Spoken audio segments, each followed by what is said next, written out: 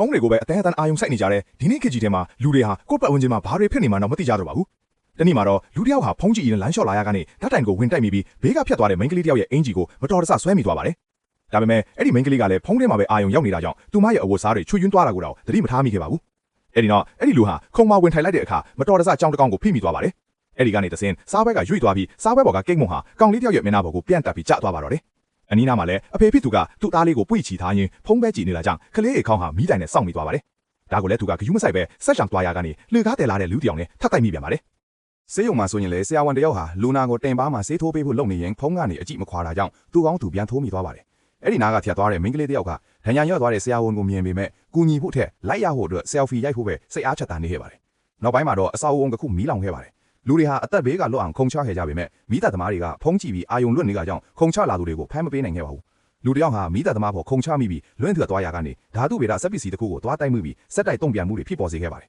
။အာယုံလွင့်နေတဲ့သိပ္ပံပညာရှင်တယောက်ကြောင့်ကြီးမားတဲ့ပေါက်ကွဲမှုကြီးဖြစ်ပွားခဲ့ပြီးသူတယောက်ကလွဲလို့လူအားလုံးသေဆုံးသွားခဲ့ကြပါတော့တယ်